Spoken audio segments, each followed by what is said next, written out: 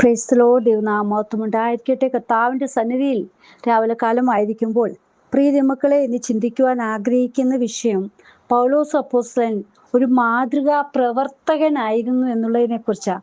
അതുകൊണ്ട് ഗലാത്യർക്ക് ലേഖനം 1:10 നമുക്ക് ഇപ്രകാരം വായിക്കാൻ കഴിയുന്നുണ്ട്: ഇപ്പോൾ ഞാൻ മനുഷ്യരെയോ ദൈവത്തെയോ സന്തോഷിപ്പിക്കുന്നത് അല്ല, ഞാൻ മനുഷ്യരെ പ്രസാദിപ്പിക്കാൻ നോക്കുന്നുവോ?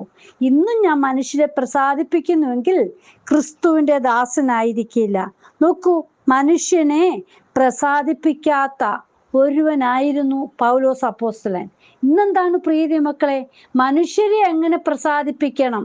ദൈവത്തിലുള്ള ആ ഒരു ചിന്തയോ യേശുക്രിസ്തുവിനെ കുറിച്ചോ ഒന്നും പറയുവാനല്ല ആഗ്രഹിക്കുന്നത്.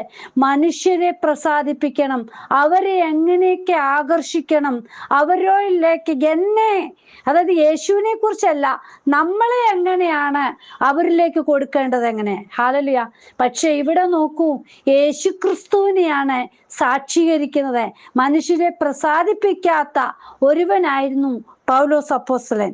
അടുത്തതായിട്ട് നമുക്ക് കാണാൻ കഴിയുന്നുണ്ട്, പ്രയോജനമുള്ളതൊന്നും മറച്ചു വയ്ക്കാത്തവനായിരുന്നു പൗലോസ് അപ്പോസ്തലൻ. അപ്പോസ്തല പ്രവൃത്തി 20-19 മുതൽ നമുക്ക് കാണാൻ കഴിയുന്നുണ്ട്, വളരെ താഴ്മയോടും കണ്ണുനീരോടും യഹൂദന്മാരുടെ കൂട്ടുകെട്ടുകളാൽ എനിക്കുണ്ടായ കഷ്ടങ്ങളോടും കൂടെ കർത്താവിനെ സേവിച്ചു വന്നു എന്നും പ്രയോജനമുള്ളതൊന്നും മറച്ചു വയ്ക്കാതെ പരസ്യമായും വീട് തോറും നിങ്ങളോട് അറിയിക്കുകയും ഉപദേശിക്കുകയും ചെയ്തുവെന്നും ദൈവത്തിങ്കലേക്കുള്ള മാനസാന്തരവും നമ്മുടെ കർത്താവായ യേശുക്രിസ്തുവിലുള്ള വിശ്വാസവും യഹൂദന്മാർക്കും യവനന്മാർക്കും സാക്ഷീകരിച്ചുവെന്നും നിങ്ങൾ അറിയുന്നുവല്ലോ. ഹല്ലേലൂയ. നോക്കൂ, ദൈവത്തെക്കുറിച്ച് എങ്ങനെ മറ്റുള്ളവരെ ക്രിസ്തുവിലേക്ക് കൊണ്ടുവരണം, അതാ ഹല്ലേലൂയ പൗലോസ് അപ്പോസ്തലൻ ആഗ്രഹിച്ചത്. ഹല്ലേലൂയ. എവിടെ പറയുന്നു നോക്കൂ, മാനസാന്തരവും ദൈവത്തിങ്കിലേക്കുള്ള മാനസാന്തരവും നമ്മുടെ കർത്താവായ യേശുക്രിസ്തുവുള്ള വിശ്വാസവും. ഹല്ലേലൂയ. പ്രിയ മക്കളെ, ഇന്നും ഇത് വേണം ഘോഷിക്കുവാൻ, ക്രിസ്തുവിലുള്ള വിശ്വാസം കാണിച്ചു കൊടുക്കുന്നവരായി തീരണം. അടുത്തതായിട്ട് കാണാൻ കഴിയുന്നുണ്ട്, ദൈവാലോചന അറിയിക്കുന്നവനായിരുന്നു. ഹല്ലേലൂയ. അപ്പോസ്തല പ്രവൃത്തി തന്നെ 20-27 പറയുന്നുണ്ട്, ദൈവത്തിന്റെ ആലോചന ഒട്ടും മറച്ചു വെക്കാതെ ഞാൻ മുഴുവനും അറിയിച്ചു തന്നുവല്ലോ.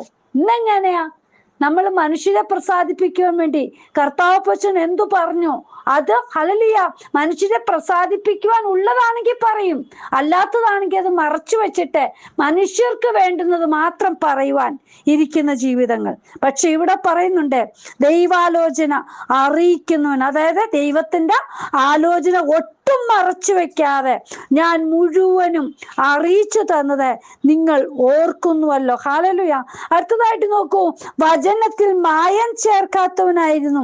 കൊരിന്ത്യർക്ക് 2-17 പറയുന്നുണ്ട്, ഞങ്ങൾ ദൈവവചനത്തിൽ കൂട്ടിച്ചേർക്കുന്ന അനേകരെ പോലെ അല്ല, നിർമ്മലതയോടും ദൈവത്തിന്റെ കൽപ്പനയാലും ദൈവസന്നിധിയിൽ ക്രിസ്തുവിൽ സംസാരിക്കുന്നു. ഹല്ലേലൂയ.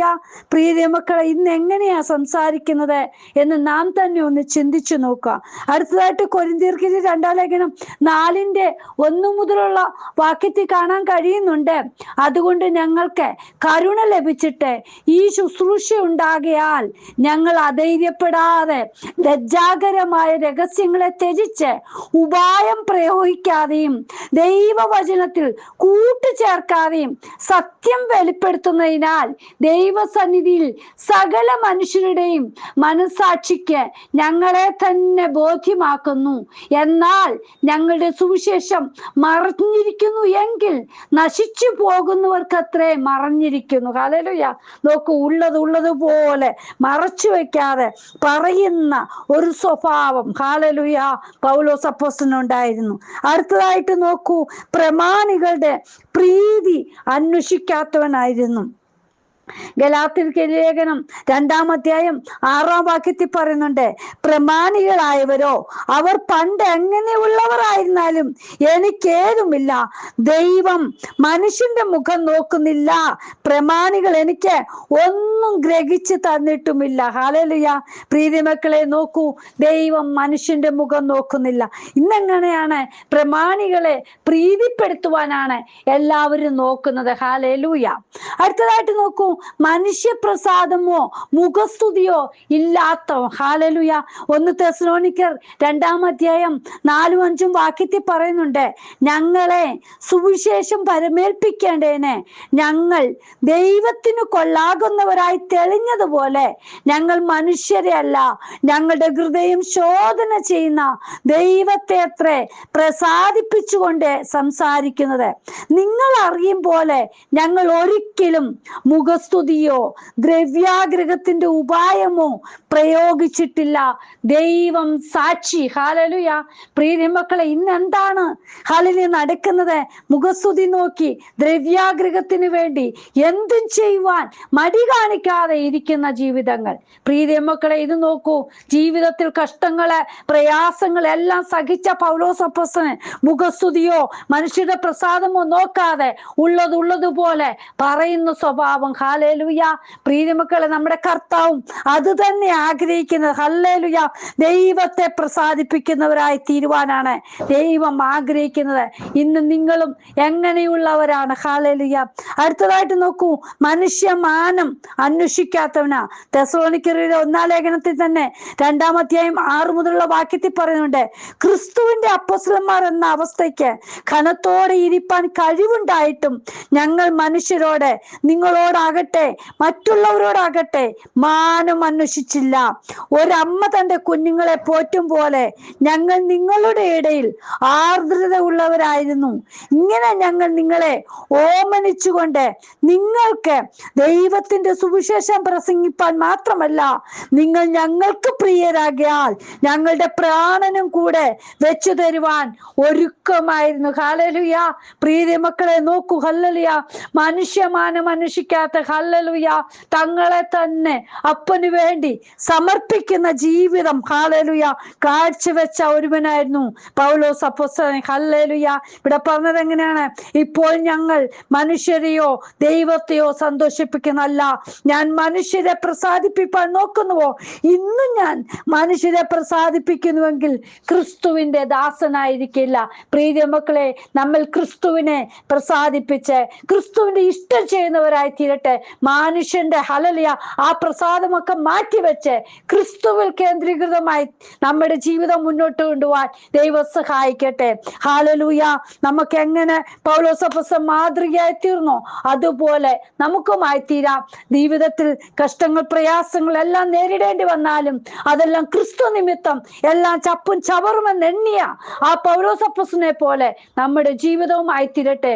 ദൈവസന്നിധിയിൽ നമ്മെ തന്നെ സമർപ്പിക്കാം. കർത്താവെ, അങ്ങേക്ക് കൊള്ളാകുന്ന ഒരു ജീവിതമാക്കി എടുക്കണമേ എന്ന് പ്രാർത്ഥിക്കാം. ദൈവസന്നിധിയിൽ നമ്മെ തന്നെ സമർപ്പിക്കാം. കർത്താവിനോട് പറയുമ്പോൾ അപ്പൻ നമ്മളെ എടുത്ത് ഉപയോഗിക്കും. ദൈവസന്നിധിയിൽ താഴ്ത്തുവാൻ, കർത്താവിനോട് ഹല്ലേലൂയ കൂടെ നിൽപ്പാൻ നിങ്ങൾ തയ്യാറാണോ എങ്കിൽ അപ്പൻ നിങ്ങളെയും ഉയർത്തും. അപ്പന്റെ സാന്നിധ്യം അനുഭവിപ്പാൻ ഇടയായിത്തീരും. കർത്താവെ, ഇന്ന് വചനം കേൾക്കുന്ന ഓരോ മക്കളും അപ്പന് പ്രസാദമുള്ള ജീവിതം നയിപ്പാൻ ദൈവം സഹായിക്കണം. തിരുകരങ്ങളിലേക്ക് സമർപ്പിക്കുന്ന കർത്താവെ, ക്രൂശിതനായ യേശുവിനെ സുവിശേഷീകരിപ്പാനുള്ള കൃപ ഓരോ മക്കളുടെ മേലും പകരണം. കർത്താവിന്റെ കരങ്ങളിൽ സമർപ്പിക്കുന്നു. പ്രാർത്ഥന കേട്ട് ഓരോ മക്കളെയും അപ്പൻ സന്ദർശിക്കുന്നതിനായി സ്തോത്രം. ദൈവത്തിനായി സമർപ്പിക്കുമ്പോൾ അപ്പൻ ഓരോ മക്കളെയും എടുത്ത് ഉപയോഗിക്കുമല്ലോ. ദൈവമേ, ഇന്നത്തെ വചനം ഓരോ മക്കളുടെ ജീവിതത്തിൽ സമർപ്പിക്കുവാൻ ദൈവം ഇടയാക്കണമേ. കരങ്ങളിൽ തരുന്നു. പ്രാർത്ഥന കേട്ടതിനായി സ്തോത്രം. യേശുവിൻ നാമത്തിൽ തന്നെ ആമേൻ. പ്രിയ മക്കളെ, ക്രിസ്തുവിനായി ജീവിക്കാം. ക്രിസ്തു നമ്മെ ഉയർത്തും. അപ്പൻ നമ്മളെ കാത്തുപരിപാലിക്കും. ദൈവം എല്ലാവരെയും വചനങ്ങളാൽ അനുഗ്രഹിക്കട്ടെ. God bless you all. Binuvaju, Mumbai. ഹല്ലേലൂയ. സ്തോത്രം.